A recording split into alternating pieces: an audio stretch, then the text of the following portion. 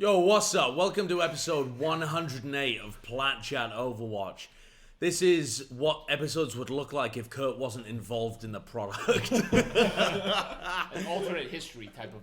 It really is. Yeah, This is the same laptop that we recorded the initial tests of when we first came up with the idea of Plat Chat, and we were doing it in like mine and Jonathan's apartment, and we were doing it off one mic. I mean, the audio quality for anyone who's listening on Spotify right now, I know it's dog shit, I'm sorry, but it's all we can do because we're here in LA, we're all in person. Matt's not here though because we replaced him with Wyatt. Yeah, this is also in this alternate reality. It's one where I never stopped playing Overwatch with Avast. And we continue to be we teammates. both joined Boston Uprising together. You would have been. You would have gone to LG Evil with me. Yeah, exactly. You would have been the player there. I don't know. I would have been the Reinhardt on LG Yeah, Evil and instead Super of would have Super. just been a streamer. I would have been Super in this timeline. For people who don't watch Patch at Valorant, what are your signature heroes? Like, how would you In Overwatch? Yeah, like how would you categorize yourself? as an Junkrat. Overwatch? I mean, at the Junkrat? beginning, no. You lost us E-League 2016 on Junkrat. I did lose a set. Wait, whoa, what is this story? No, there was a tragic fight against. It was a team with like Grim Reality. It was Sody and Pop. It was Agilities. it was pre-Immortals. Yeah, it was Oh. Yeah, it was And pre-Immortals. I was playing Junkrat. And this, sorry, to set the scene, this is the qualifier for E-League in 2016. Yes. And there was a round. We were playing Kings Row. It was on Kings Row, and I with the Junkrat mine launched an ulted Reaper into our back line and killed our supports. Yep. Why were you playing Junkrat as the tank? The game had been out for like 2 months. Oh no, I wasn't. I thought you were a Well, that Ryan was mate. our But our main ticket at that time was Fragile, right? Yeah, it was the Fragile. Fragile was your main. Fragile was our It was main pretty ticket. good. Yeah. The thing was, TF2 though, I was player. playing. The problem was, I was playing. Again, this was early days. I was like Pharah only, and also there was like 50% Pharah, 50% Genji, basically. Right, And right. both of those heroes are terrible, which we discovered quickly playing the game. And so then I eventually went to tank. Sorry, continue. No, that's about it. I mean, no, All that's right, about it. all right. Tell me your thought experiment. Yeah. If okay, let's say the worst players here, me and you, Josh. Yep. If we were Yep. injected into 2016 Overwatch Right pro now? play, right now, in our Yeah. current state, You'd still be egregious. do you think we could compete? I don't play the game. So no. I haven't played the game in months. Seriously, like If you're not But GM, you you don't can't be a think that GM your- level I think consistently. It's knowledge of every hero interaction, your knowledge of how the flow of the game is supposed but to the play. patch was tough. But the so heroes are different. The heroes are different. Yeah. But you don't think you could? If- get when you I- could read the I mean, patch, you though? I watched- understood the concepts that like we didn't understand at the time. But Yeah, that would no. make you a good coach. That wouldn't make you a good player because the rest of your team would not be playing how There you wouldn't. expect them to There play. were no good Your coaches opponents would I not mean, play why how are you we expect talking them to about play. this? I just I think don't it's an But- interesting line of It made me think about Custer's review recently. Custer was doing Well, he's reviews. But why Oh, is the yeah. color green? Bro? Yeah, go on. Oh yeah, maybe we Yeah. should change this filter. Don't Yeah. trip. Don't I mean, did trip you over guys the do game. much analysis of the quad tank meta? Yes, actually. really? I mean, That was- seriously, That was yes. what my team was best We at. could That have was done goats hell. before goats existed. No, you wouldn't because I would have beaten you. We would've LGE, popped the fuck off. LGE would have dominated you. Well, LGE was literally Brigitte didn't exist. I think Ninjas in Pajamas. I think they started playing Triple Tank. They and did. E-League. Yeah. Because Ana came out shortly before. And I there's an Ana going on. I wrote a 1,000-word article about that, and you can still find it on Triple Tank? over.gg. The rise of The rise of Triple Tank and NIP. Still, sure you did? still an article on over.gg. I did. You did. Confusing it with. I wrote a 3-part article, and I remember writing it and doing interviews with them. So I mean, You tell me you. L both- plus ratio you- plus your our journalism favorite- fell off, Oh, motherfucker. God, Bren. I mean, this is the Bren production All right. special. So y'all have lost the sauce. You've been out drinking. I don't know why. Well, but yeah. yes, Stuff. it's been a busy day. This Yep. wasn't even supposed to happen today. I'll take over the hosting duty. Please do. Yes. No, We're no, going to talk about Sorry, the off-season tracker. Yes. Okay? They've gone crazy on the Reddit on the YouTube comments, they were upset last week that we did an Overwatch 2 episode with I know. Space. I know. While everyone was getting dropped and there were some players being re-signed, whatever. But we're the smart ones because we waited for more people to get dropped. Yep. If we had not recorded, or if we had recorded yesterday or Monday, we would have missed Fusion dropping some of their players. But at the same time, we're just because smart. but that's silly because by recording today, we are missing the next big thing that happens tomorrow. But I doubt more roster moves happen later in the week. No, there is going to be constant dropping of people all throughout the offseason. No, but we already hit the time. But the thing is the timeline. It's about the timelines of free agency because they had to be certain. There's like, what is it, October like 9th or 10th was like everyone that did not have their option extended had to be a free agent. So like there was this very specific timeline in terms of the GM moves here in this offseason and the contracts. Did we pass that? We had passed it. But that does not mean that people had to announce it. That's what happened the last offseason that fucked us on this show. No, but the thing is they did. But the thing is the announcements are more consistent this season because last year there was not a consistent time of option contracts have to be extended or not. Yes, there was. No, last there wasn't. season. No, yes, there there was. Not the free agents. I think was more maybe. It overlapped, but it was still. It had a hard line. Yeah, but now they've made it consistent where everything is done. It doesn't matter. We'll operate. What the hell are you guys talking about? I mean, Josh is Just talk about the fucking news. We'll All right. as we stand today, okay? Talk about the news. Yes, okay. If everyone just summed up the news of the world like once every month, okay, it just wouldn't be as fun. You operate on a day-to-day basis. Yeah, so we'll work with what we exactly. have today. Yeah. And then if Juice comes out tomorrow, we'll do it next week. Yeah. Yeah, All right. sure. That's how the world works. We're not a okay. 24/7 news network. So I don't know. Like this is gonna be so shitty because we're just gonna sit there and speculate. But we'll just talk about briefly about some of the teams. Okay, Atlanta Reign. We'll do it by Alphabetical order. There's a lot that happened with Atlanta. Yeah. Reign. Let's do it. All right. Pelican re-signed. Obviously, the rumor is he's getting traded. That's yeah. the big thing. Yeah. Yeah. Kai has been re-signed. Gator and Hawk has been re-signed. Masa is a free agent, and they dropped Iris and Edison. I mean, starting off, Pelican is the player that got them this far in the season, and they're open to getting rid of him. That's madness to me. Mm-hmm. A lot of teams are going, apparently, allegedly, for like marketable Western teams in the offseason. Who's got a more marketable story than Pelican in this playoffs? So the asterisk is that Brad tweeted out like when a player makes a request, you like do everything. Oh, he for did it. tweet that. Yeah. So where does I would Pelican want to go? I mean, given that it doesn't have anything to do with Edison or Iris, we guess that it is about Pelican maybe wanting to move to Korea because of his health issues. Sure. Coming off a surgery. Maybe it's just wanting to play with a Korean team. It doesn't matter what the reason is. But maybe that led to Atlanta Reign swooping in to some of the rumored Tornado players, maybe trying to pick them up, do a Western roster instead, because OG and Ultraviolet are rumored to join. Atlanta Yeah. Reign. So maybe that led to Atlanta Reign reflecting on the situation, saying, let's just go Western, pick up some of the Tornado players. The American Tornado players have been a large focus in the offseason, apparently. They have been From- extremely big. Oh, yeah, yeah. Multiple Yeah. organizations Atlanta Reign. of Florida Mayhem wouldn't know about it.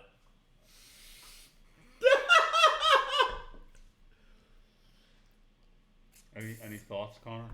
I think that Florida man. it's a very interesting situation when there is one good North American contenders team and about 10 teams are interested in their players. So I think that's the situation we're looking at here is that there is approximately 10 to 12 teams looking at American Tornado players to get, Alright, but and there's only one good North American contenders team, and it's that one team. A wider conversation here presents itself, rears its head, which is, when heading into Overwatch 2, what is the correct play as a GM? Do you try and grab the players that were good in Overwatch 1 and assume that you are going to be good? That's what people were tweeting, and Dante said, why would you let all of the good talent be signed and just try and make a team out of scraps? But a lot of the GMs, I feel, think that the game is going to be so different, you might as well sign some people that are all right and then just use the mid-season signing to pick up players that have proven to be good once the game's been out for a bit. I know the answer. Which is? We're going to get essentially Overwatch 1, Overwatch League again. Except Season even 1 of the earlier, Overwatch I League, feel. Because, I mean, people don't know which direction the game is really going in other than that it's a reduction in crowd control, a reduction in the mobile elements of the game. It's moving more towards FPS roots. So inherently the game is going to change. Not too much. Like you can extrapolate from like if a player's really fucking good, like if Carpe is really good, which he is, your point is kind of in the wrong. What are you hoping to do? If you were to spill, what would There's you so hoping many to do? valuable Would you items in hoping the to cup vicinity that the Josh is liquid? about to Would you hoping to facilitate. cup the liquid? If I wine. spill on wine on this table, It's Johnny's neck.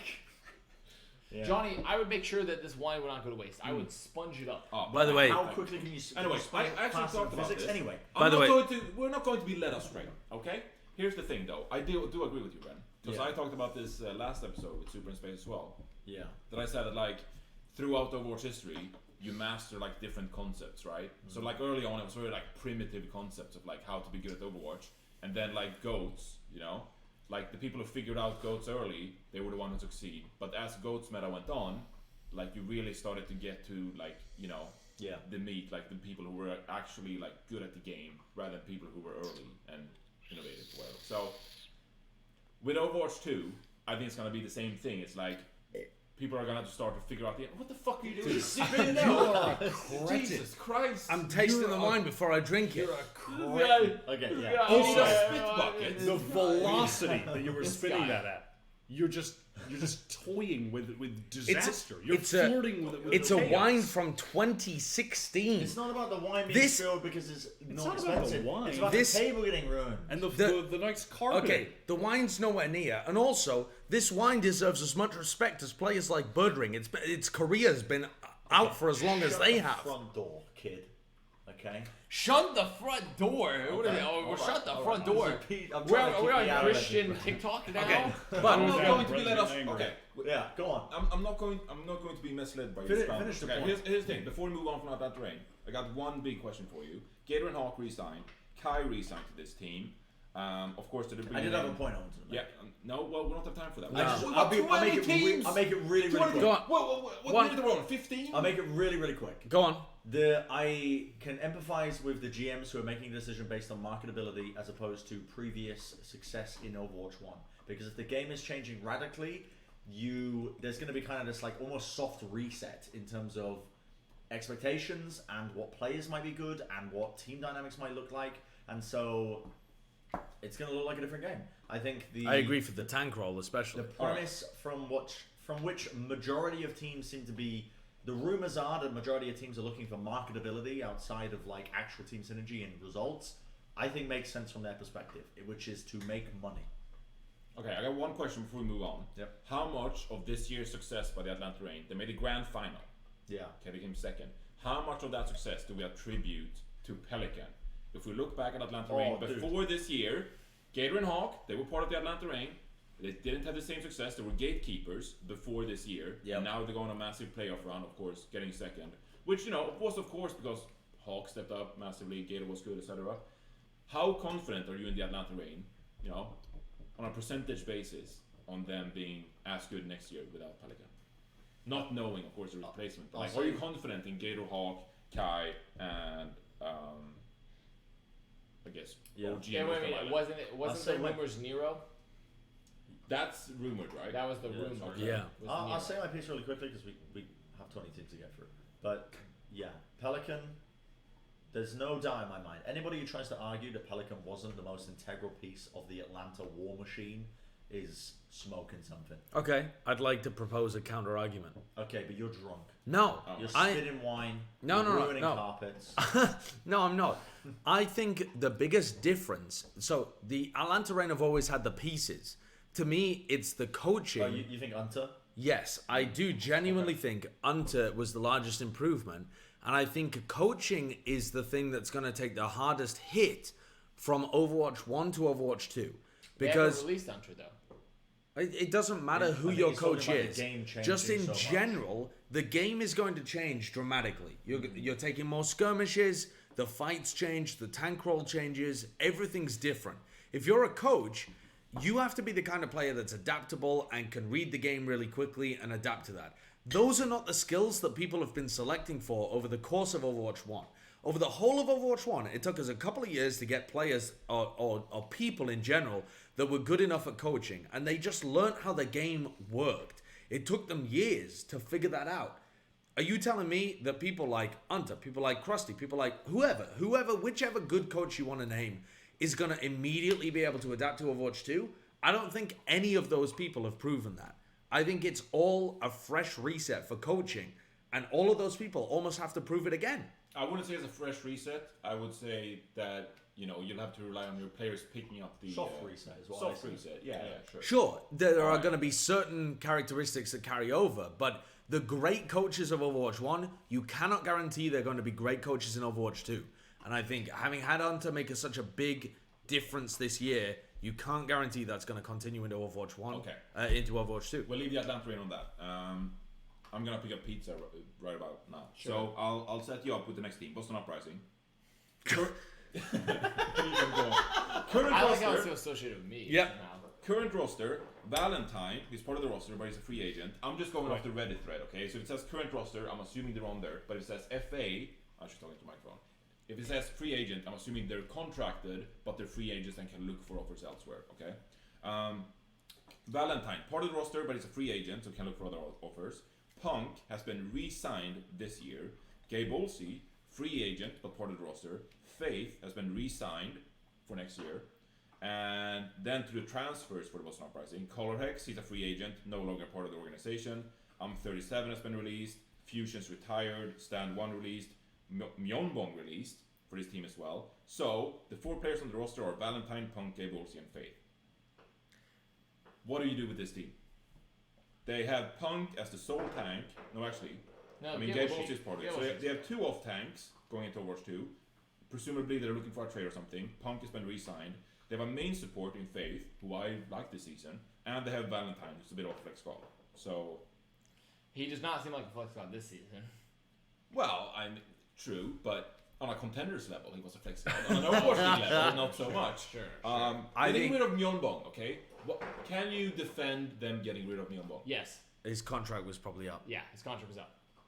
That's His it. contract was up, and he thought, "I want to get out of this shit." Yeah, that's literally it. I think Myeonbong was just ready. He it was a shock last season at the end of 2020 when Myeonbong re-signed with Boston. Yep. People were like, "Holy fuck, this guy fucking pounds," and like he was ready to, and people were like, "He's gonna go somewhere else." And Okay. We've always hyped up Myeonbong. What team would you like to see Myeonbong on? Easy, Seoul. Soul? Put him on Seoul. You'd rather see him than Creative on Soul Dynasty? Fuck yeah. Overwatch 2. Fuck yeah. I'm not sure I could make that. I can decision. make that argument. I could make the argument, but I don't think I don't think we've seen Myeonbong's ceiling since he was in contenders, because he's been hard capped by the rest of his team. Who knows where his ceiling actually is? I don't know. But the problem is Seoul is a very singular market, and there's like 20 flex supports you can make it. You can make the argument for Twilight to go to Seoul. Of you course can make the argument for... Didn't Alarm get released too? No, or not yet. Part of the roster. Okay, so either way, there's a ton of flex supports you can make the argument to be but like... also, those kind of people like Alarm might only be retained to contracts in order to have the buyouts to sell to other teams anyway. So, right? I mean, so the thing is, those people could still be on the you market. can make the argument to put Myeonbong on Atlanta now that Iris is gone. Like, you can make a lot of arguments, right? It's just hard because everything is in flux. We're not able to clearly define what a team's strategy is, but it's very clear that a lot of teams, my own personal opinion, are looking to shift towards a very flexible team that, like you talked about earlier, is able to add players mid-season. Yeah, to me, the most interesting part about Boston, right, is the fact that they have always, since season 1, had a very financially risk-averse attitude, right? They're going to pick up players that require minimum salaries, and they are just going to try and pick up anything that glints, anything that looks like gold in the mid-season. That to me should be Boston's approach next year, is that they go for the cheapest team they possibly can and add in awesome players that pop their head up as soon as they appear. The scouting potential from Huck should rear its head this year. If you're any good at scouting, this is the year you can make bank. Not because the contenders players have access to the game early, but because as soon as they do, you can start plucking those talents before anyone else recognizes it. And you can They start... also have an academy roster. Yeah. Comparatively to everyone else, they already had an academy roster in place. And you just... If you sign some random main tank and you drop them as soon as you find someone who's actually good at Overwatch 2 main tanking. And that's your whole game plan for the season. Okay, so I'll ask this before I go get the pizza. Current roster: Valentine, Punk, Gabe Olsey, Faith. going into next year, Overwatch 2, how are you confident that core could break mid-level in NA? Brand. Like, could they be upper half of the Brand. half of the regular season, or do you think they're just stuck in lower? Could that be upper half NA? No. Why? It potentially could. Because I could get- I genuinely, No. for a lot of these Don't worry teams, about it. Are you sure? No, add your analysis, White. I have literally nothing. I have no else. Wyatt. So the thing have is, no Wyatt idea. has not participated in Overwatch since 2016, but he's Yeah. here because we like Wyatt. We're just hanging out. I mean, we're here because we're hanging out. we are Yeah. just hanging out. But yeah. You're just doing you're drunk. asking me, can the core of the Boston Uprising. look like a above average team in 2020? Yeah, in North America. Which also, Jonathan's question makes the assumption there are going to be regions next year, which I think is quite the assumption, considering we know nothing about the landscape or format or Considering anything how much for of a 2022. fucking ball ache it's been, splitting up the regions, Yeah. I would not be surprised to see maybe a centralized area. If it could be centralized, If it could that be. is better for everybody involved. Yeah. The only reason it's been split into regions is because of COVID. Yep. Yeah. My take is going to be, I'm going to say this for a lot of teams, but I'm working under the same premise of a lot of teams when they're building these rosters, where they are assuming that there is a bit of a soft reset and like synergy. Not necessarily synergy is going to go out the window, but like the flow of the game is going to change. Everyone's going to be figuring out from a base level, and how quickly you adapt to that is going to be the key. Who knows? I think Boston can attribute a lot of their success this year, obviously, to the players, but also Levi as a coach coming in. I think it's Levi this year. It was Levi. Yeah. Are they still keeping Levi? I'm actually completely. They haven't. They've only dropped Ascot. Levi, so do you far. mean Laurie? Yeah, Yeah. Laura. Sorry, I'm Laurie, thinking of Laurie. fucking. Yeah, Attack on Titan. Ascot Yeah. is the only coach that's been dropped. Da, Laurie's da, still da, there. da, da. Yeah. I'm thinking of Laurie. Sorry. Yeah, Laurie. My fucking Laurie. feet. Oh my god. But I have no excuse. I'm not even going to use that. I'm drunk as an excuse. I mean, Levi is a coach that was previously in the Overwatch League. He Yeah, was a but good coach it's that used to Laurie. work for the Levi Shanghai Dragons. used to play for Shanghai. Yeah, he was a coach for He Shanghai. wasn't. He wasn't a player. And he was a previous coach for like Element Mystic, I think, in the past. Yeah, but it was Laurie. Dude, why am I fucking? How have I not been kicked out? I asked you a question, so that was my first mistake. I was mean, my I'll first tell you straight up. You I asked me a really- question because I was on my Honestly, phone, today. Yeah, and you thought, oh, Brendan's unaware, so we. Yeah, I think yeah, I thought You that. just I gave was- the gotcha teacher. You moment. literally gave Dude, me that's the fucked teacher. up, Josh. Yep. I was listening. I mean, Yeah. that actually was the kid on his phone Yeah. in mathematics, and you just called him out. yeah. Yeah.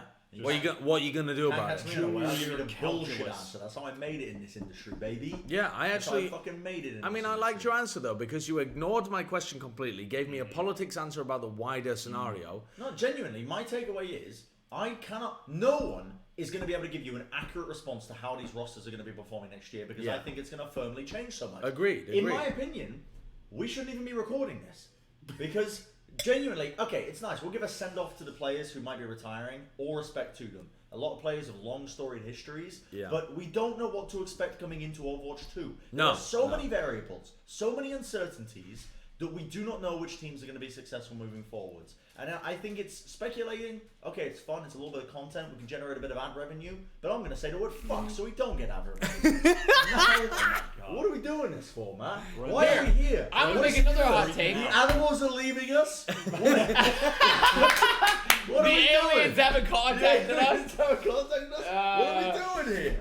No, I mean, I don't mean to bring it into negative territory, but that is No, gonna be- it's true. That is going to be my takeaway for the majority of rosters. Dude, There are gonna be so many changes. I've been sat here in the off season and I haven't been paying attention to every move because I just assume everyone's leaving. I know it's not true, but Yeah. I'm assuming that almost everyone's retiring, and if they're not, they're just gonna get John, randomly you just shuffled around the teams. What? You just wanted to know. I think also, Sure. if we Get, look another at, so this jar question for was about water. Boston A specifically, water was it jar. not? Yeah. Wasn't this question about Boston? Did anyone walk away from the season thinking Valentine is a top tier? No. Yes. No, I did no, not. I didn't. Yeah. So I mean, more so than that, and also I ate crow a little bit in that, not in a bad way, because I never thought Punk was a bad Actually, player. The one takeaway I can bring into Overwatch 2 Okay. is that DPS players that popped off are still going to continue to pop Yes. off. Because it feels like the Yeah. game is being balanced in a direction And also, where we only also DPS players get enabled. And we all watch the same playtest. It's the same fucking Well, games, but with DPS, but right? I'll say Well, this. We watched fucking Overwatch 1.5. We didn't watch Overwatch 2. Sure. We watched Overwatch Sure. 1.5. Sure. Different balance changes, no additional new heroes, and half of them locked behind some sort of rework. So no, we didn't watch. But the point being, Valentine did not look this year like a top tier flex CPS. Punk, who I thought was a solid player last year, performed very well this year, and we did not see that much of Gable Sheet at all. No. We really didn't see that much of Gable Sheet, who I was really excited for as he played. The dog is under the table. The point being, I look at this roster and I don't see greatness for it because their pieces don't really currently make sense. A, B, C, Chengdu, right? Chengdu, yeah. Chengdu. What's this? That is mushroom and shallot. Put a piece on there for me, please, Bryn. I'm just gonna take 2 Please, pieces for Bryn. myself. I'm going to put a piece on there for you. Can you put a piece on there for me? I'd love to. I'm about One to. of each. Yeah, give me one of each. Have you guys gotten all your energy out? Can we just go blast through all of these teams? Yeah, Kind of. I'm gonna be able to blast through it. Okay, Kind of. Here we go. Chengdu Hunters kept most of it. Jinmu under contract. Leave re-signed. Jimmy under contract. Tarakuki under contract. Gaga under contract. Faraway under contract. Monk under contract. Yveltal re-signed. Nisha under contract.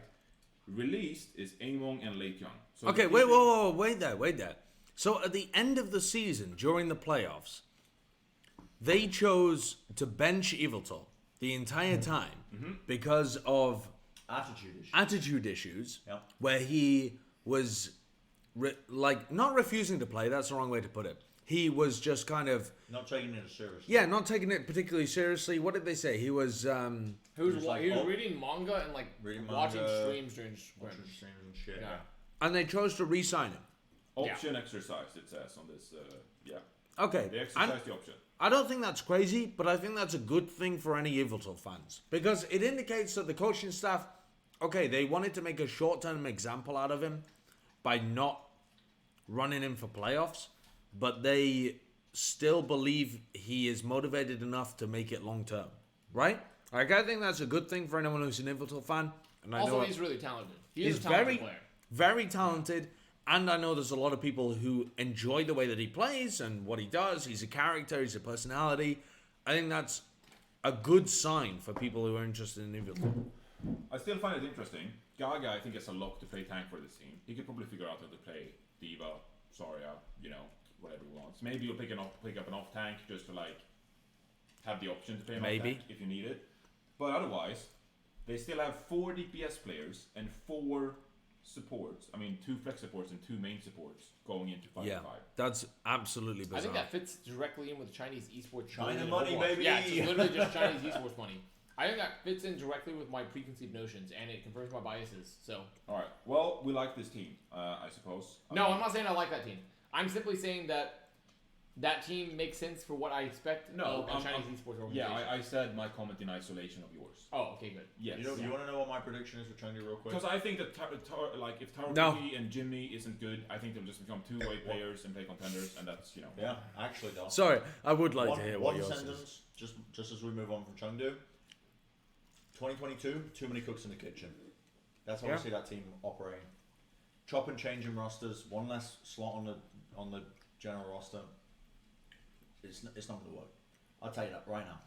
I'll put money on it. I mean, Chengdu, for what it's worth, was a really good team in 2021.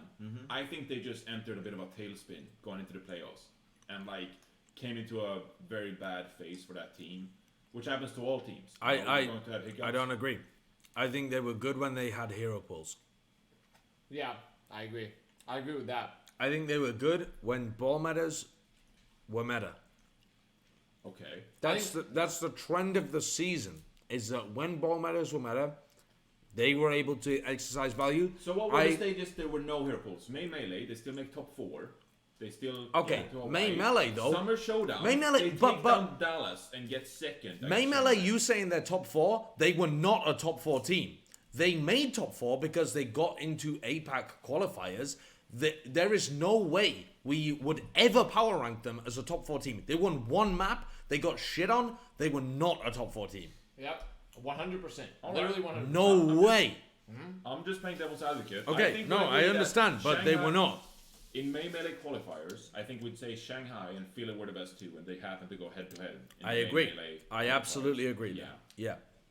And I think Seoul were third, and maybe Chengdu were fourth, something like that. But they were like way behind a lot of the NA teams as well. I wouldn't say way behind necessarily. Like Chengdu In May Melee? In May Chengdu Melee, they were versus pretty Houston? tragic. Chengdu versus Washington. I mean, don't even count Washington. Okay, May Melee was a lot of teams were pretty bad back then as well. But also during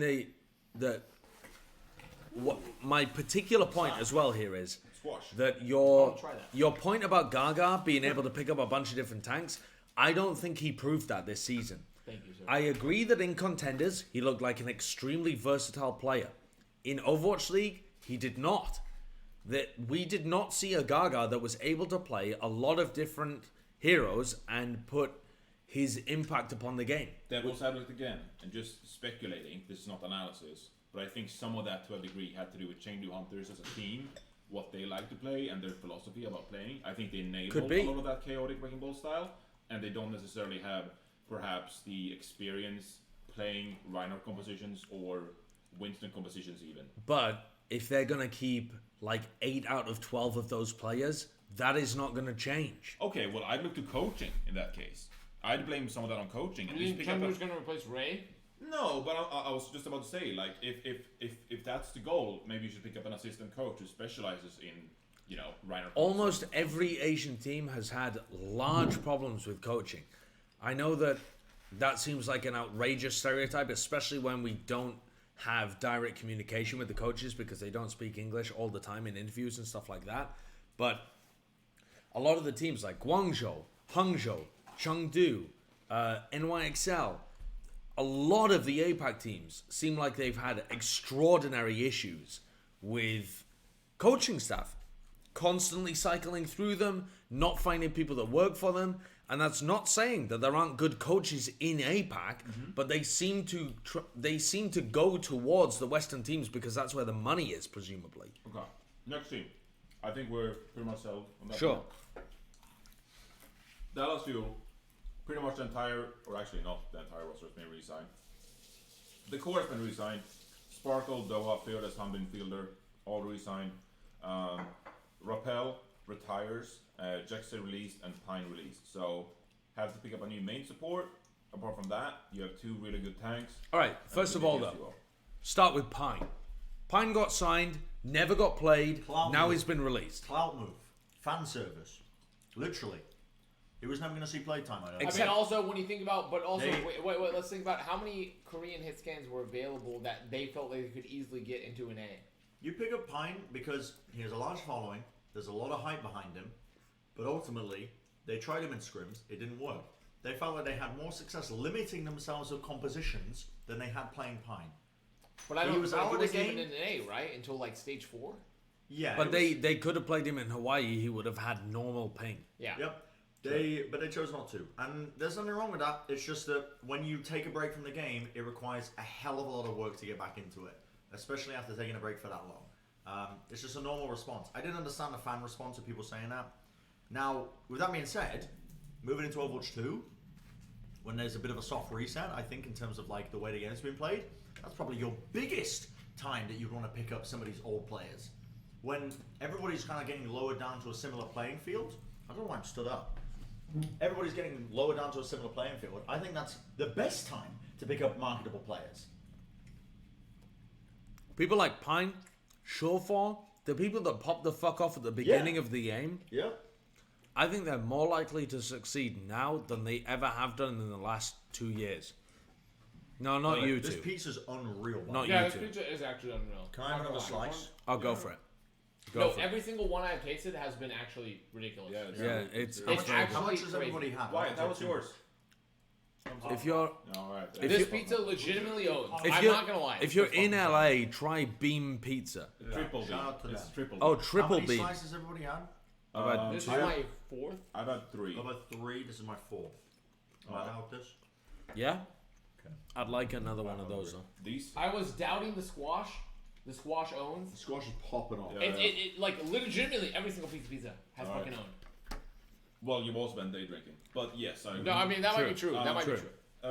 Okay. Well, last question. also the Jexa. I think Jexa's a really big point on the Dallas Fuel. because Jexa was highly rated coming out of the Houston Outlaws because he got a lot of kills on that roster and he had like flashy moments on the team. To me, I didn't see the value from him this year. I don't know how you guys felt. I was not high on Jexa this year. I didn't put him up anywhere near people like a Lee Jigon or a Skewed or a... Really? It's hard to I rate feel him like against I other would people put that played. Jexa up there in the top 4 flex supports of this I offseason. absolutely would Or not. not flex supports, main. I would not. I would not I at think all. Jexa actually had a fantastic year. No joke. I thought Jexa compared did to pretty the well. Raw, but he was a role player. He played what they needed. He played what they Lucio and needed, Brigitte. which is fine. And his Brigitte was But solid. His Lucio was really good. I think it was average on an excellent team. I think he got essentially hard carried this whole season. I would not say it's gotten hard carried. I think he had some really good moments on Lucio. Even in the playoffs, I think he has some of his best games in the playoffs this year on Lucio. That being said, I just think he's like serviceable in the league. Like if you're a mid team, if you're Washington Justice, I'd easily replace like Closer with Jexy, I think.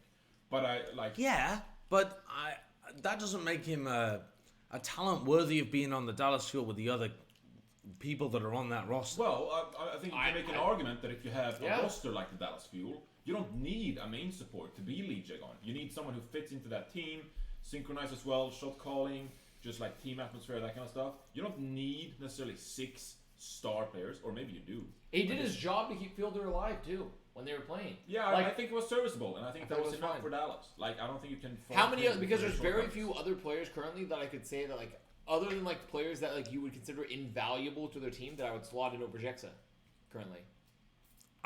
Where would you have? So the way that I like to think about things is, if I'm ranking main supports, where would you rank him? I would be struggling to put him in the top 10 out of 20 starting main You supports. would be struggling to put him in the top 10? Yes. Let's see if we can do it. He would not even slightly enter the top 5. Okay. That's crazy. Let's see if we can do it. In Wouldn't even begin. Okay, let's see if we can do it. Lee Jagon, Yeah. Funny Astro, Sure. Moth. No, I wouldn't put him in But Moth also didn't play enough but this but year. let's Moth didn't play enough this year. with every team we just pick one main support. So it's skewed or Moth. It's like the combination of the two because you're thinking about them versus Jexa over the course of the season. Right? Yeah. It's not Jexa didn't have somebody else to be able to bounce off, but he also didn't have someone else to be able to compete with. There's no world in which you sub Jexa in instead, like on his own, for gladiators. Yeah. Over Moth or Skew. Yeah. There's no way. Okay. So, and over Evil Toll, over Nisha, I wouldn't do that. Over Massa, I wouldn't do that. Am I No, talking I think- crazy talk at this I do point? think Masha That's played- already top 5. You're way out of top 5 at this point if you're talking about Jexa. You're now talking about kicking him out of top 10 if we start listing more players. Right? The more players we start... I think Jexa can compete with his spot versus Massa. I think he could. I disagree. I think Massa had a fantastic year this year, and I think he vastly outperformed Jexa. But I'd say Massa was probably like slightly better. I wouldn't say like outperformed like straight up. I think Massa really benefited from the increased synergy within Atlanta Reign. I don't know whether it's necessarily him stepping up, but he was able to achieve a lot more than he was last year, I feel. Yeah, don't get based me on wrong. If I had to select between the two, I would definitely every day take Massa over Jexa. just from last year's But performance. I Yeah. just don't want to be overly harsh. Like I don't think we should disrespect Jexa. Like I don't think this is what I disagree with a lot of the fans in the Overwatch League. I don't think it's disrespectful being average in the Overwatch League. If you're not top 10, I mean, if you're top 10, yeah. if you're 11th in the Overwatch League, you're probably an unbelievably good player.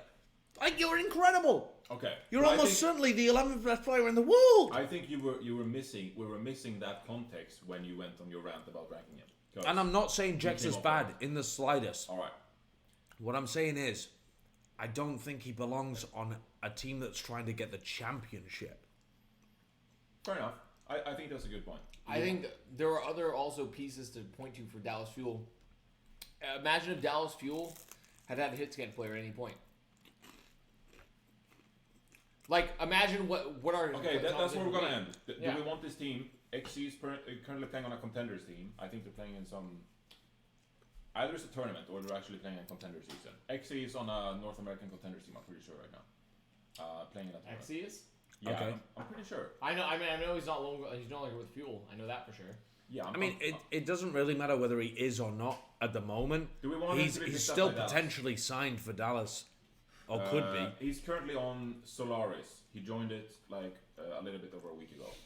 Which They need it. You line up these pieces? Why are you? Okay, so- Why are you? Yeah. Which one do you want? We're trying to fight. I don't want to fight. I just want to pick a pizza slice. What piece you want? I would prefer the mushroom.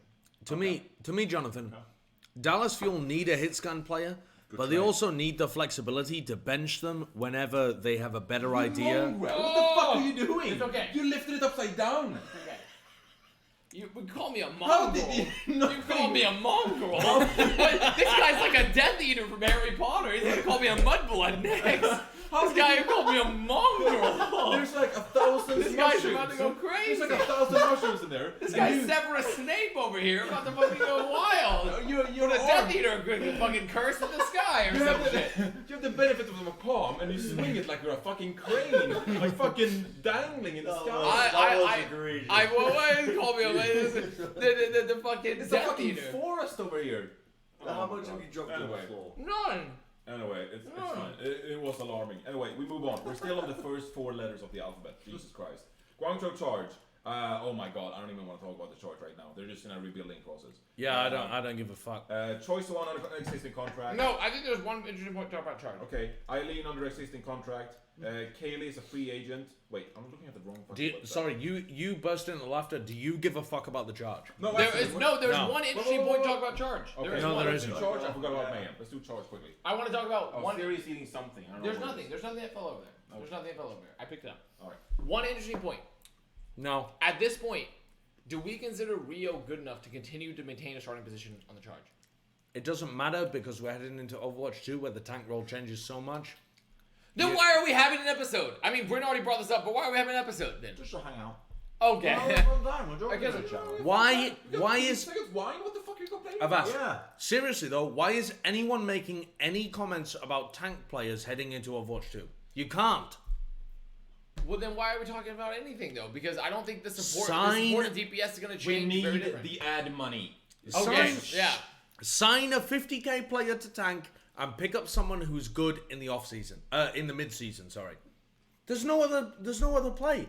What, you just randomly sign 3 people who are kind of good at off tank and main tank in Overwatch 1? Mm-hmm. What? That's just stupid. I feel like you can make a theoretical argument that like Rio probably has not proven to be a starting main I tank think he's caliber. serviceable. I think he's the Jexay of main tanks. I do not think that is true No, at all I after kind this of, year. I actually hard agree with No, I don't think that is at all true after this I year. hard agree. I don't think that is Rio at was all good true. in 2019. No, that is not at all true this year. Rio Jexa was has good been in 2019. Jexa has been good both 2019 Let's to calm down. or not. Let's calm down. The echo is gonna kill people. Like they're gonna fucking vibrate through time. Okay, we can't just we can't quiet down. It's all right. Okay, I think we can't spend too much the time on Rio. They dropped all their supports. Eileen and Choice one. It's I don't give a fuck. Yeah, I don't really give a fuck about that. I'd love if they kept their careers. I think they were in a tough division with APAC. Like it's tough. You got. I can't believe they got rolled that hard, and I don't understand how. And may God help them in the future. Yeah. Another team which we don't need to talk about. Florida Mayhem, they just dropped their roster essentially. They're just keeping Yaki. Supposedly he's getting traded or something. Rumored to pick up like American Tornado. Then Atlanta Rain is sweeping in, trying to sign OG Well, Ultraviolet. The Florida Mayhem situation, though. Sorry, I've got food in my mouth. I know it's disgusting. If people don't understand, yeah, it's a bit of an informal episode. Okay? We're not arena and they don't know that. This is not what we're putting on our sponsorship deck. Okay? If you look at the Florida Mayhem situation and you see Yaki's still signed, and also there's rumors to pick up American Tornado, and you assume there's going to be integration there, you don't understand what's going on. That's why if you see someone is still signed to a team, it doesn't mean they're still going to be playing for them next year. It means in some cases that they're just good enough to be kept under contract to be sold for their buyout. Or to be traded for another good player. Yeah. Which means that a lot of the information that the Overwatch League gives, or even reporters or leakers or whatever, is kind of pointless. Because a lot of the off-season stuff, you can't see coming. Because even if it feels from the outside like someone is locked into a team, they're just being kept there under contract until they can be traded or sold. And Yaki is the prime example right now. Yeah. Okay. He ain't being kept. He's an elite level player, though. I think it is. He is elite. He is elite. I think Yaki is one of those players that it's weird how our attitudes have shifted, because when we think about how hype Gundam Jin was coming into Overwatch League, and his stocks have fallen, I think, a bit after this year compared to last year. No, Gundam Jin. Gundam Jin, not Yaki. Yaki has remained consistently elite level. All right. But Gundam Jin. I think Gundam Jin is still doing pretty well. I think people, that is a player that if you have some pocket change, you throw that into the fucking Gundam Jin index fund immediately, and he can pop off, I think, later. Okay, Seoul Dynasty, would you rather see Myeongbong or Gangnam Jin? Gundam Jin. I think I'd rather try Gundam Jin. Yeah. Alright. Definitely Gundam Jin. So you've already forfeit what you stated 45 minutes ago. No, I didn't forfeit it. I just said Myeongbong could also work for Seoul. I would take Myeongbong and Gundam Jin over creative. Anyway, take them both. I think the only relevant question about the Florida Mayhem is, what team, if you get to fantasize, what team would you like to see Yaki go to? Any team in the league, where do you want Yaki to land if he gets traded? It's so early in the off-season to answer those kind of questions. I just don't know, because I don't know what other teams are going to look like. If it's in the paradigm of last season, you know who he would fucking own on? Fuel. Yeah. He would own on Fuel. He could play Tracer. Yeah, he could go play Tracer. He could go play Projectile. I'd like to see Yaki. I'd love to see Yaki even on Atlanta Reign. Yeah. Yaki Pelican would be incredible. That would be an incredible duo.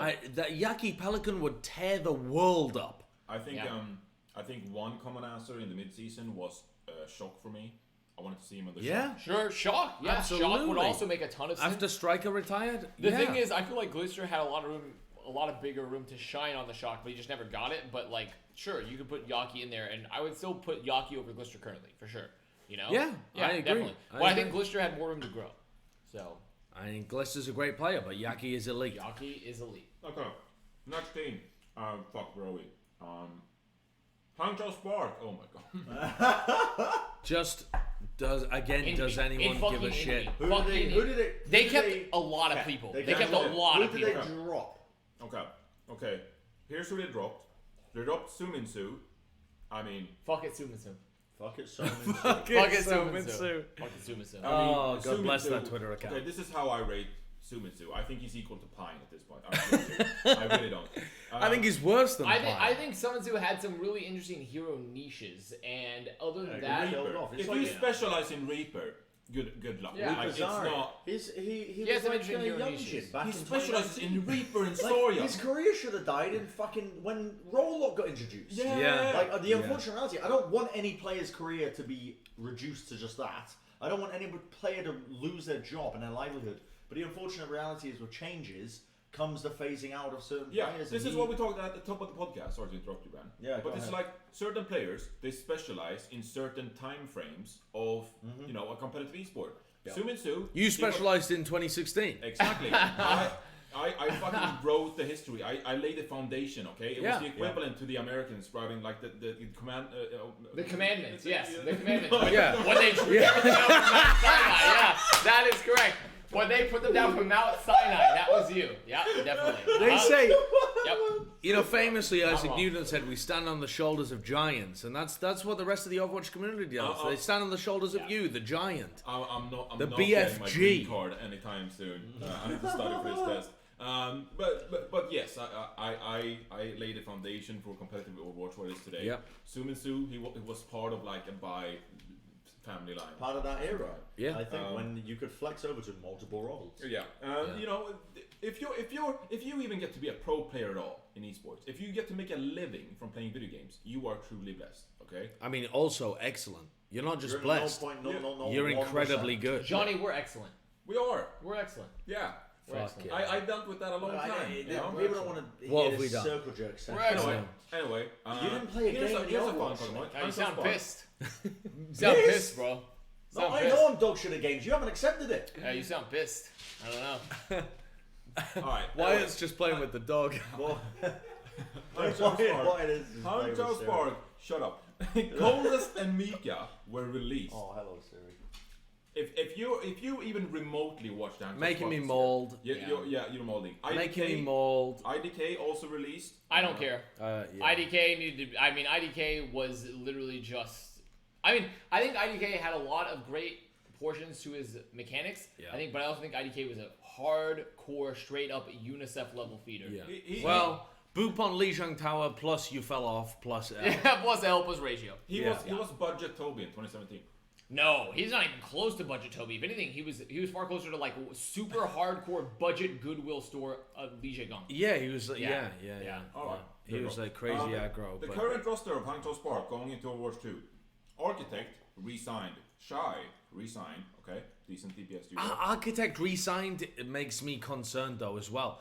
Architect did not have a good season. He didn't prove that he was at the same caliber as we saw from him on the Shock. And I don't see any reason why you would invest in a player when you don't know how he's going to perform at all in Overwatch 2. Yeah. When there's so many players that would potentially carry your franchise in a DPS-focused game.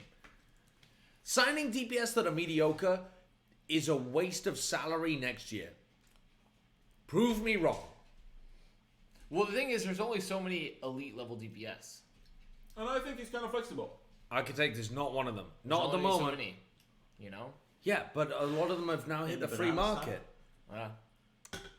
There's always DPS in the banana stand. I think he's serviceable. If you want Architect as your third DPS in the Overwatch League, I actually think that's like alright. You know, it's alright. You got to remember the balance of the game. Listen, complete respect to the Overwatch dev team in recent years, because the balance of the game actually I think has been in a pretty good state. But only because they haven't been introducing new heroes. And the second they introduced, I think they announced in an article back in fucking 2002 or something. That 2002? I don't know when. It was a long time. It was an exaggeration.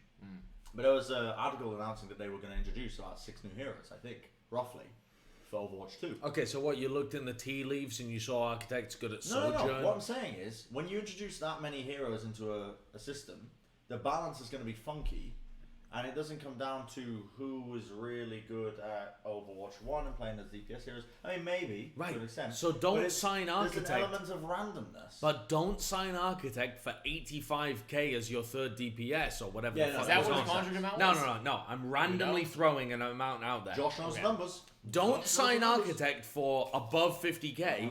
Sign a random contenders player for 50k who's shown to be decent at the beginning of Overwatch 2 open beta, whenever the fuck that is. Yeah, fair. That's what you do. It's almost half the cost of whatever Architect's going for, at least, and you get a better player.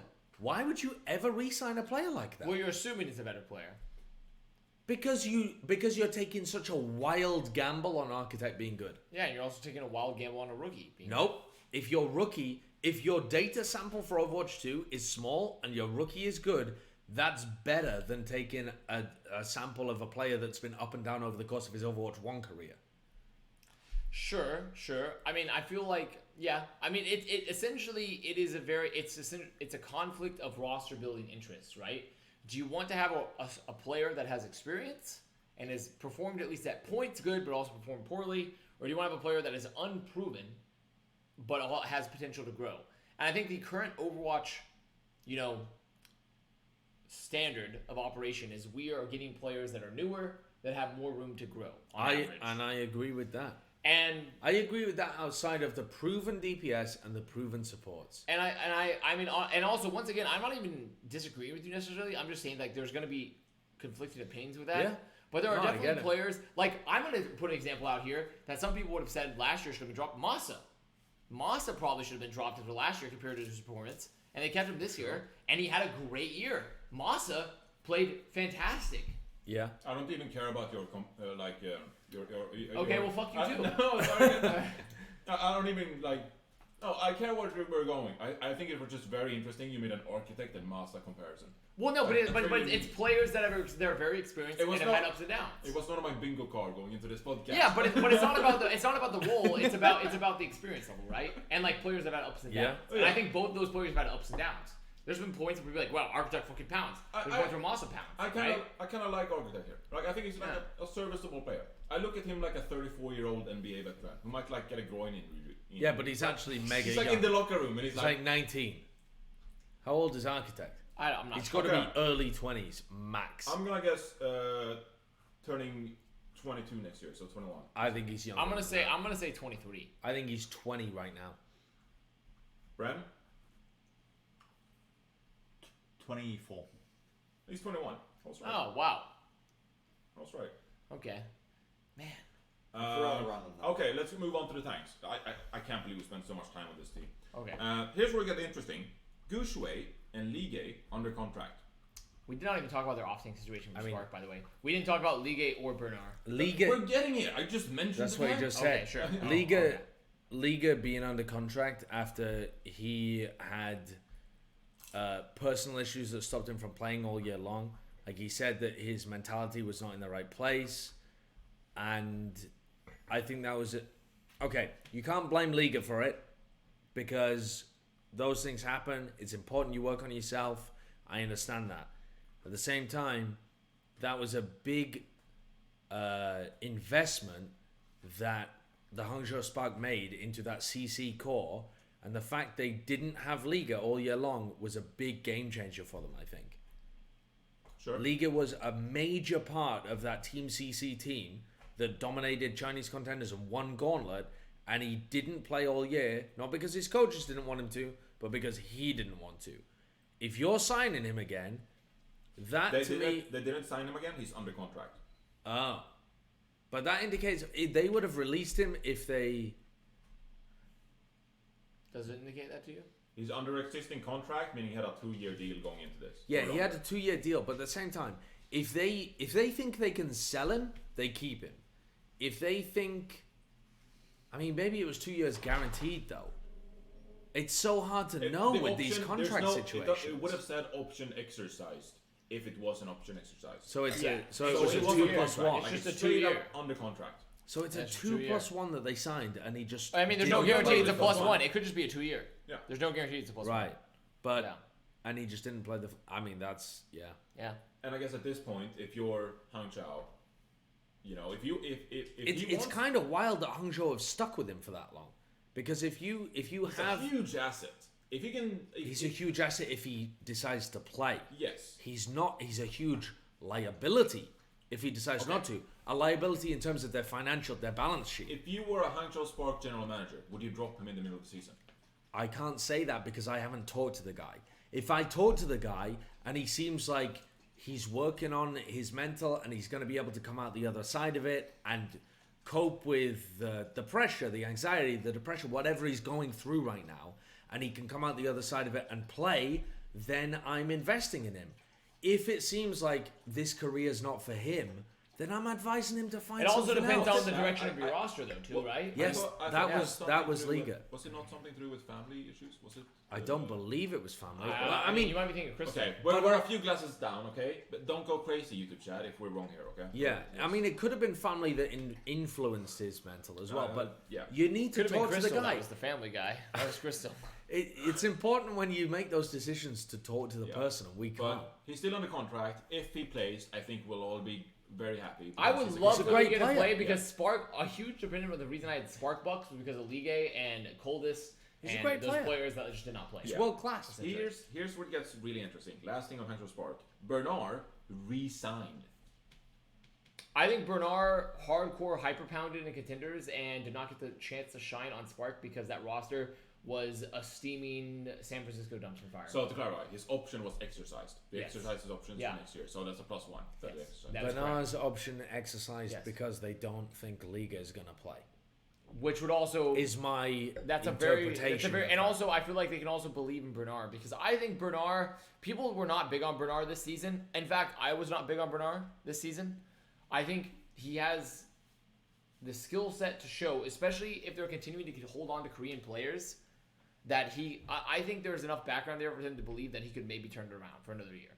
I think there is. Maybe. And also considering that you have an off tank that's stuck under another year Who contract. the fuck knows about tanks?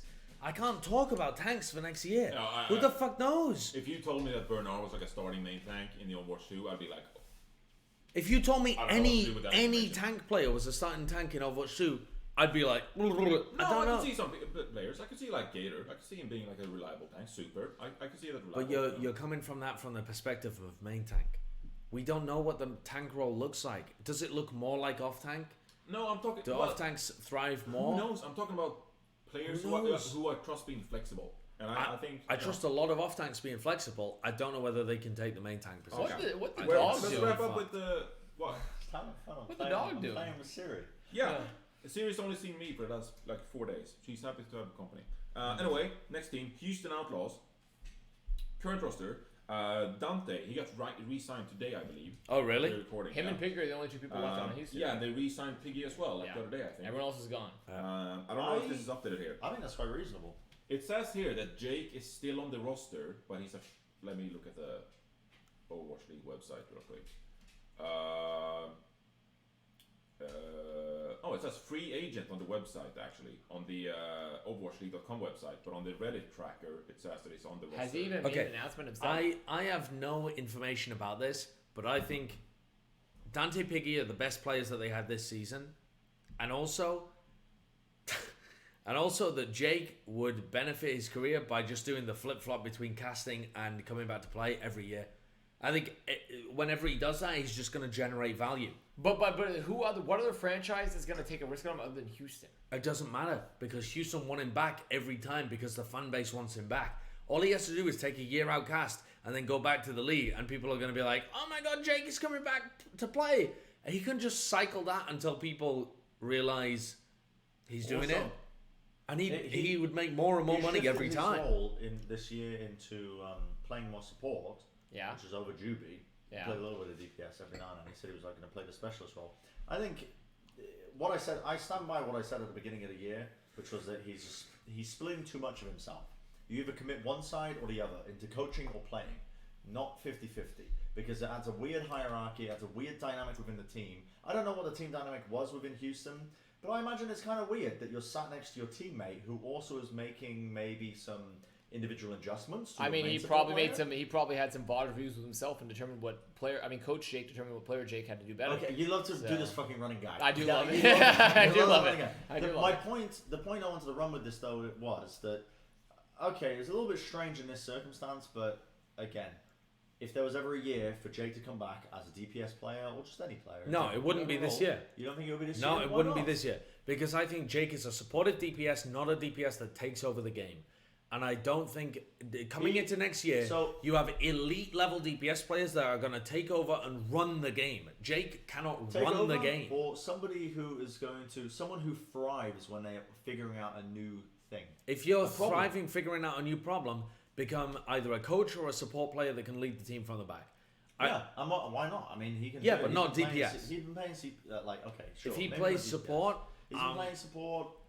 I could get on board with that, but I think there's probably better support players available, Yeah. and it just is coming down to his leadership, which we don't know because Support we're not in coach, the comps. whatever. I feel like the leadership is also even questionable at this point because some of their some crazy shit has happened when Jake has been in the game too. So Oh, is it 9K? No, wait. 9K is gone to Yeah, flop, yeah. Yeah. Never mind. Oh, Never mind. is It's- that- I is that a rumor? I mixed up. no, it's confirmed. 9K got announced today. Yeah, He's I on mixed shop. up 9K and Junk. Yeah. My bad. Anyway, That's a crazy. so move, actually. interesting was Dante's contract expired, but then they re-signed him in the offseason. Piggy, Same they, as last year, I think. they just for Piggy they just exercised the option, so he had a Right. +1 and they took him on. Dreamer option declined. Django option declined. Happy's a free agent. KSF is a free agent. They all expired. Crimso is a free agent. Sorry, Contract expired. just a comment about Django though. Juby option declined. Django looked great at the beginning of the season. Looked incredible at the beginning of this year. Then clearly they lost at some point confidence in him, in his communication, in something. Oh, so Hello, baby. No. Because they ran Dreamer all the time instead. Or like for a lot of the metas, they were running Dreamer. So that to me indicates that even though Django looked great when you saw him in the server, there was something in terms of how he integrated with the team that just didn't work out. You just wait. You just wait. Dog. We'll have to wait and see with this team. Yeah. They only have 2 players. Dante and Piggy though. I think that's a good start. I completely agree. Yeah. It's an all right beginning to a point. team. It's not great, but it's all right. I think it's good. Yeah, it's good. Piggy has shown great promise. I think that's playoff. I'm like, if you round that out with players who are equally skilled, I think that's a team that competes with like the Shokov this year, or like who else? Maybe not Batteries, but like who's like in the lower bracket, like Yeah, it's playoffs worthy for sure. Yeah, no, it completely is playoffs worthy. Yeah. So, last point, Brent. I just wanted to say I really like it. Two best players to build around. I think what Josh said, reiterating off of the Django not really playing too much. There seems to be something missing in the internal dynamic, but as a player, Django was very good, but something must have been missing for them to not want to field him. But Piggy was always phenomenal. I think throughout the entire season. So yeah, I mean, it's very good. I want to say we're making quick work of this, but I'm pretty sure we've recorded for like 90 minutes by now. London Spitfire only re-signed 2 players, Sparker and Shax. Yeah. Decent DPS duo. Yep. Released Everyone else like Blase, Hybrid, Molfig, Hadi, Reaper, Kellex. They've just given up and signed Christopher. They also signed Christopher. Christopher as head coach. Yeah. Yep. I have a And lot Spilo of is still on this team as assistant coach, for what it's worth. a lot of respect for Christopher as the UK Mafia. Yeah. His tweet longer was very insightful. I don't know if you guys read it, where he's talking about the amount of respect he gives to the head coaching role. He was an assistant coach for the longest time because he felt like to go into the head coach role, you need to have the experience to know what makes a good head coach. Yes. Siri is disagreeing. Siri says no. Yeah. No, actually. I don't respect I head think coaches. Christopher's dog shit. Yeah, that's what Siri's saying here. She's on my Gravy's side. Like Gravy just jumped right into head coaching. Yeah, Siri says, I'm on the Gravy. He got recruited Yeah. by Halsey. So that's fine. You leaving? No, I don't know what just to saying. Okay. Okay. You just The, sit down. Okay, fair enough. But Christopher, conversations I've had with Christopher, admittedly like a long time ago when we were all living in the same area, but he's got a good mind for the game. He's got a mature attitude. I imagine he's learned a ton, which he's said in his tweet longer. And ultimately, coaching is... I don't know if it's going to play as big of a difference maker in Overwatch 2 compared to Overwatch 1, but any team with him behind the wheel, even if you don't have that much budget, I expect to do well. I think budget's a killer. Yeah, budget is You going think to be a budget's killer. going to be a killer? I think budget is going to continue to ruin the London Spitfire. No, I don't think so. I think no, so. Overwatch 2. I think budget's a mitigating factor, honestly. I think budget will continue to roll them. I don't think so. I think the best case scenario for London, This is the best... the best case scenario is they tank the first half of the season and pick up players that look good in the mid-season and recover. Yeah. And it could still be way better than last year. I mean, last year was atrocious. Yeah, last year was atrocious. Unbelievably atrocious It was considering what the bad. contenders roster did. Yeah, it was bad. utterly abysmal. People were thinking British Hurricane were going to be like a top 7, 8 roster I'd say like in top the league. 10. You know, Like I'd try people, one of there them. was Europeans fucking going crazy in the streets Okay. about British Hurricane, I'm gonna try and that use my hands to describe something here. A bit like interpretive dance. okay. But like, so the general skill ceiling of Overwatch 2, sorry, Overwatch 1, right? Like up here. The game, we haven't had a new hero in a while. Had like minimized balance changes. I'm not going to say it's a mathematically solved game, but we're almost getting close to it in a way, in a sense. You can play a lot of different shit, but like, it's like reaching almost the pinnacle, right? When you have a meta for a long time, you see teams that really just reach the point of Sure. which they just seem to like just get better and better and nobody can catch up. Overwatch 2, the soft reset that I keep talking about, it's like the cataclysm. I keep talking about it like I read it in the tea leaves. I think there's gonna be a soft reset. I think the skill ceiling of the game is gonna be lowered to, not skill ceiling, but the general bar of where the skill level of most players lies is gonna be like here. And I think you have some cracked out DPS players, maybe you're up here. But like you have some budget players, you're gonna be like down here. It's a new game. Yeah. Everyone's gonna be figuring this out the entire time. Here, I kind of agree with you, Brand, but not entirely. Here's how I look at it. My rating of players going into Overwatch 2 is on a scale of like how much would I want to see, like when I load into a ranked game, like how much would I not want to see this player on the opposing team? And Shax and Sparker, they're pretty far up that list. Like if I queued into a game and I saw that like Sparker or Shax was on the other team, I'd be like, oh fuck. Yeah. Yeah. Yeah. That's kind of rough. But like if I mean, who do I even say to? Yeah, who do you say you would hate to? If you I would queue love into- to play against. If in I ranked, Johnny? queued into Jexay, I'll be like, I'll fuck around with this guy. You know, But I'll he's be- also I'll- but he's also on support. Yeah, true. Okay, well, Linkser, I'm not going to say anyone, but the scale is like Dalton. how much of a pain in the ass are they going to be in ranked? And I think the Sparker and Shax are pretty far up that list for me. I think I look at mechanical skill more than like smarts going into Overwatch 2 because I still think mechanical skill transfers in a really good way. And Sparker and Shax, I think they're a solid duo. As for Christopher, it's not really up to him. Like I really do respect him. I love talking to him. If there was like those tickets, like those fundraisers where it's like you can buy a dinner with someone. I mean, Christopher is pretty far up that list for me when it comes to coaches in the Overwatch League. I'd be like, I'd go to dinner with Christopher. I'd have triple bean pizza with him. Yeah. Yeah, he's pretty far up that list. But I don't think it's up to him as a coach. I think it depends on the roster, the budget, who London picks up, more so than. I also just You agree? I didn't articulate the end point that I wanted to get across, which was that I think out of the history of the Overwatch League, budget, I think my take on this is that budget will never have mattered less than this next season. I think that budget teams will be able to get further than they've ever done before.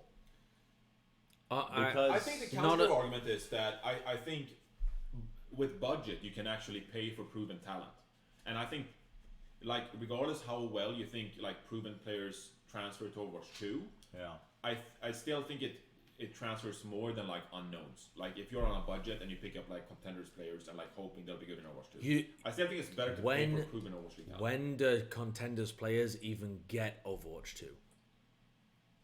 We don't know that. We don't know. Do they know that? Who knows that? I can assure you with 100% certainty, I can say with nothing more certain in my life that contender players have no fucking clue when they're going to watch Yeah. it. So So- I can tell you with certainty on that. At what point in the season do you know who is even good at the game you're playing? If you're trying to build a cheap roster, that's why I'm saying London's best chance is like building a roster that is bad in the beginning. So what are we through here? About 4 teams? Somewhere on there? Here, my suggestion is we leave this as part 1 because we have like 11 teams to go. Well, minus the Valiant, 10. Maybe minus Toronto, maybe like 9 more to go. I'd say You want to go for the minus Valiant? Toronto. Let's do we're LA not doing Valiant No, right we're now. not doing Valiant. No, Oh, I'd love to do Valiant No. right now. I think Valiant we is a should lot leave. more complex than you We guys should do. put We out. should do part. Yeah, no, we it should is. do I actually part think two. Valiant is a lot more complex I than you guys are putting completely out. agree with you, Johnny. I think we should do part 2. Okay. Yep. So let's do one more team. Let's end on a high note, shall we? Okay. Let's end on a high note. They're next on the list. It's the Los Angeles Gladiators. Current roster re-signed Kevster. He was re-signed this offseason. Space, I think he's a free agent, but he's still under contract. Let me double check that. Shu has been re-signed. Skewed has been re-signed. And Moth is still on the roster, but he's a free agent according to this. I'll double check Moth and Space roster status. But they re-signed the back line. No, Moth got declined.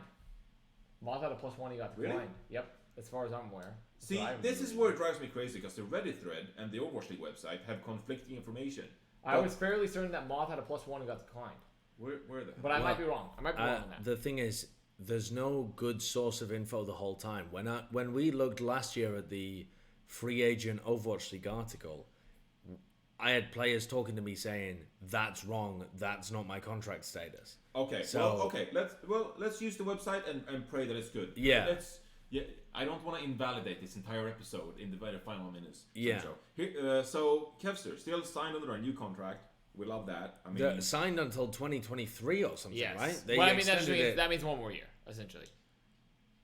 Yeah, Yeah, it just means 1 more year. so it actually says here, yes, Space, free agent, existing contract expired.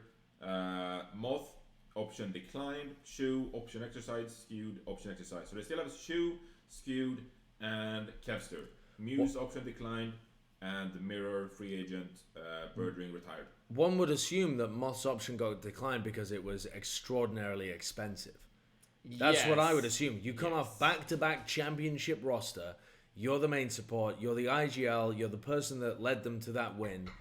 And you don't even get played for the most of this season. There's no shot that Gladiators want to spend an extraordinary amount of money on a player that was sat on the bench for more than half of the year. Shu and Skewed is a fantastic backline going into Overwatch 2 as well. Yeah, Maybe It's like a you- fantastic backline, assuming that you don't have to play Lucio. Mercy. Yeah, but like Lucio Mercy in particular. I think both of those heroes.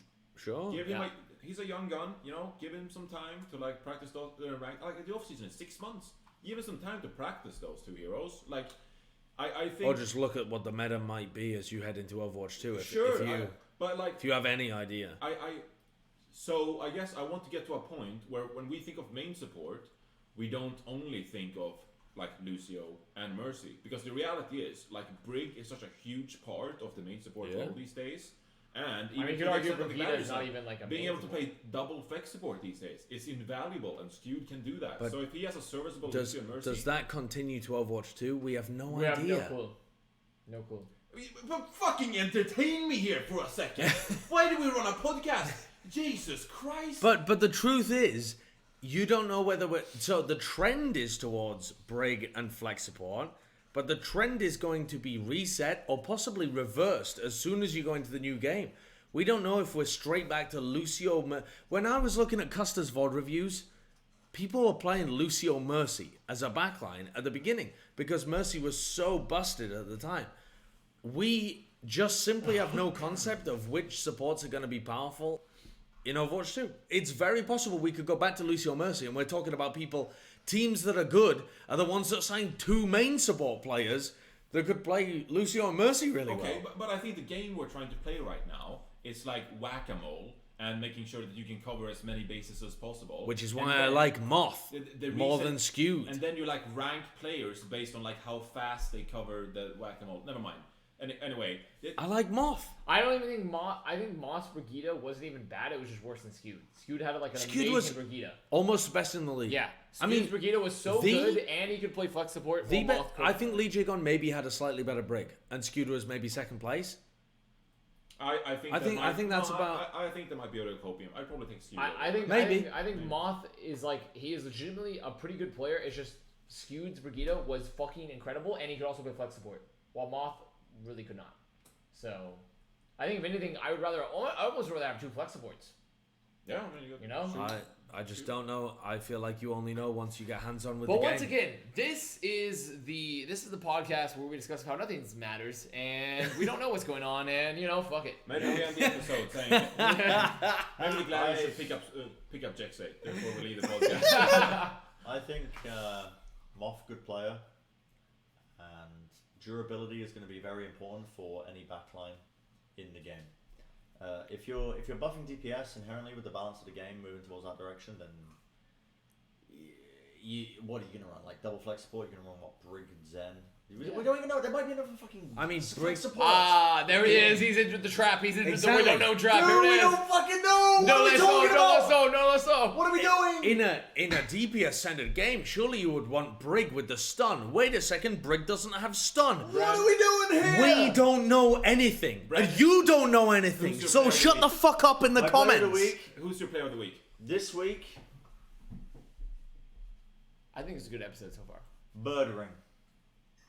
Oh, I yeah. give it a Bird Ring. But also, we really didn't talk about the players that retired. No, we didn't. No. We straight up didn't. 6 months of off We do have a long off season Yeah. to talk about every player that's retired. Let's have a All right. retirement. Well Give then, him a proper let's send-off. end with a send off of Bird Ring. Okay, No! sure. He What just was my gave him player of the week. Okay. We Yeah, have to. mate. We have to. Bird Ring, right? what an amazing player. Had ups and downs in a career, and I think had some high peaks, like even like early on in the Overwatch League. Dropped off a little bit. I think that's fair to say. Dropped off a little bit, but came back in and ended on a particularly high note. I think joining a new team environment, it seemed really beneficial for him. I mean, I think part of the London Spitfire fiesta was that it was a fiesta. You can't blame him for underperforming on London. And he struggled with wrist injuries, didn't he, as well? in Yeah, but 2020? also the rumor was that wrist injuries were like smoke screen. a smoke screen for he was just upset with how the team. But I think worked or that's whatever. almost irrelevant now when we talk about his later Yeah. legacy. Is that he spent the last 2 years straight up putting his dick and balls on the table. That Yeah. guy fucking He popped pounded. off. He Yeah. fucking He pounded popped off. for the See, past 2 years. here's what we used to talk about with Birdring is that if you were a new fan to Overwatch, you didn't see the peak Birdring because 2017 Birdring in Apex unreal. was insane. It was unreal. But I would argue at this point, 2020 when the competition's gotten playoffs so much higher. and 2021 Yep. was peak Birdring. Yep. Like he played better There then was than a he new did at peak, the end you of know. Apex, Birdring exceeded his peaks. And which I was think- crazy. I think he The had a hell of a competition career, improved man. everywhere else as well, so he didn't Yeah. stand out as much, but he still stood out. For sure, I would agree with that. Great player, People legend. will call that recency bias. Me, I just respect that. But it's not even recently because it's over 2 years. Over Yeah. 2 years to play. The guy fucking What owned. you wanted to say, Johnny? Birdring and Rascal, I think, was my first favorite DPS duo. Birdring and Prophet. No, Kong du Panthera days. Really? That You was like Birdring and that? Rascal. You like that Rascal, better? I think it was like Apex Season 2. It was before GC Busan. And London Spitfire, of course, afterwards. But Birdring and Rascal was my favorite, OG DPS duo, I think. I remember screaming adamantly in my stream, please keep Birdring in all the time for Gladiators. I've done it 2 years in a row now. Just keep Yeah. him in. And all the times they performed their best is when they just kept him in. You know? The guy fucking owns. He fucking owned. And I am upset that he retired because I think he was really, really good and he probably could have still continued to play. He is definitely the kind of player that could have had another resurgence, perhaps, under the more DPS focused Overwatch 2. What was the reasonings he gave for retiring? Military service, wasn't it not? I think a lot of players are going to be No, that was retiring from mono, military, maybe. but That I was don't maybe think. mono. I think don't it think it was. I think That he was just mono, I said think. it seemed like a good time to do it. He had He had been thinking about Yeah, it. he'd been thinking about He it. had been thinking about it after London, and he decided now is a good time just because the game is changing so much, and it would be extra work to get good in another I very think that's different very game. reasonable. I also think that's gonna happen with a lot of people. Yeah, you're going to have players from Korea who are retiring because of the military service, and they think this is their best opportunity to get it out of the way and Yeah. potentially go into esports again. You let the meta settle, you let the game settle a little You bit. come with back Overwatch as a 2, you come legend of back. Overwatch 1. Exactly, and you come back into it, and there's a lot of hype surrounding it. But yeah, no, I mean, Birdring, what a fucking player. I love Yeah. that guy. Yeah, seriously. I will never forget Birdring in those original Kongdu Sailor The uniforms. outfit. Yes, Yeah, they were yeah. so Yeah. good. Oh man. The sailor, they had boiler jumpsuits as well. Like boiler suits. Do you know what I know mean? exactly the brown ones, right? Yeah, I think they Yeah. were grey actually. They were They're very browny the grey, very drab color. Yeah, incredibly drab. And then they moved to sailors the next year. When are we doing the Overwatch 1 Remembrance Plat chat where we're just really drunk and remembering old Overwatch We, stuff? we actually did that in the off season. I mean, We did that in the off season last year. yeah, we did. We went back and watched previous episodes. We weren't drunk, but we watched episodes of Overwatch 1. I mean, we'll let the YouTube comments decide if this was a good idea to do this episode. This episode Yeah, was I don't all over know. the place. I I feel don't like know. this was unstructured as shit. I don't know who's gonna watch this. It was a throwback to literally the first episode we ever did. Yeah, I don't know what the audio is gonna be like. I don't know what anything is like. We I even mean, brought back the old logo because it was already on I mean, Johnny's PC. I mean, Wyatt's Yeah. literally This- slipped away in the night, so we Yeah. don't know Yes, where it's it's the gone. signature fried Plat chat episode. it's very. Can It's we fried. turn back on the Yeah, I'll turn it back on. thing as we say goodbye? I love if we hadn't recorded this entire episode, by the way, Brent, because you were in charge. I pressed the record button. If we Oh, didn't yeah. record this, I would be very upset. I'm not gonna lie. If we just sat here talking about Overwatch for 2 did. hours, I'd be kind of upset. we didn't test it. No. No. I mean, it could have not recorded. Who knows? Holy. Whoa! Dude, we ate the candy from Willy Wonka that turned us into the blueberry. I'm turning violet. Violet. Violet? All right. Bye. Oh, okay. Bye. Well, Bren's doing some more shit to it. Is this Whoa! Okay, we're done? Yeah, I think we're. I think Okay, we're kind of done. Okay. Bye. Bye,